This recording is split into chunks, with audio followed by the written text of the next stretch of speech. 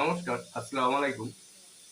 মাদ্রাসা service commission কর্তৃক যে notice জারি করা হয়েছিল শিক্ষক অশিক্ষক নিয়োগে, তো মাদ্রাসা সার্ভিস কমিশন যে ক্লার্ক নিয়োগ করবে, সে একজন ক্লার্ক হতে গেলে তার কি যোগ্যতা লাগবে সেই বিষয়ে এখন আলোচনা করা হচ্ছে।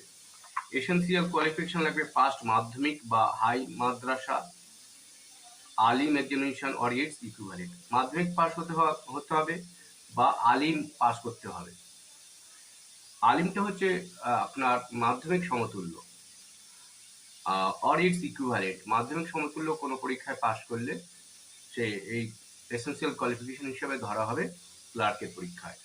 আর 2 নম্বরে কি বলা হচ্ছে, knowledge and skill in operating and using computer including typing along with diploma or certificate in computer course or at least 1 year diploma duration from any government recognized institute।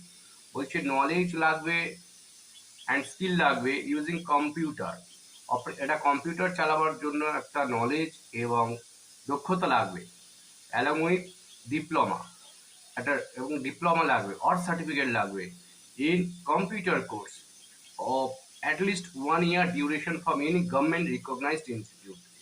এটা কিন্তু মাথায় রাখবেন, যারা ক্লার্ক হতে চাইছেন মাদ্রাসা সার্ভিস কমিশনের মধ্যে দিয়ে বা মাদ্রাসাতে ক্লার্ক হতে চাইছেন, তাদের পাস হতে হবে মাধ্যমিক এবং 1 বছরের একটা সার্টিফিকেট থাকতে হবে বা ডিপ্লোমা থাকতে হবে কম্পিউটার কোর্সে, এবং সেই ডিপ্লোমা বা সার্টিফিকেট কোর্স অবশ্যই গভর্নমেন্ট স্বীকৃত কোনো প্রতিষ্ঠান থেকে করেছেন, এরকম একটা সার্টিফিকেট থাকতে হবে।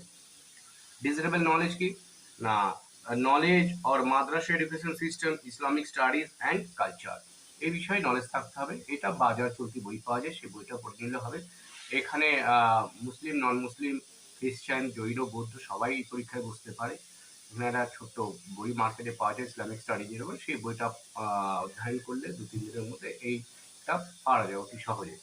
আচ্ছা, এখানে এজ আছে, মিনিমাম এজ আছে 18 years and maximum age 40 years. Upper age limit is however relaxable as per government norms for SC, ST, OBC, physically handicapped candidates. এখানে যারা এসসি আছেন, এসটি আছেন, ওবিসি আছেন বা ফিজিক্যালি হ্যান্ডিক্যাপ্ট আছেন, তারা বয়সের ছাড় পাবে। ধন্যবাদ। চ্যানেলটি ভালো লাগলে লাইক এবং সাবস্ক্রাইব দিয়ে পাশে থাকুন। আপনারা দেখছেন এমএল টিউটোরিয়াল গাইডলাইন।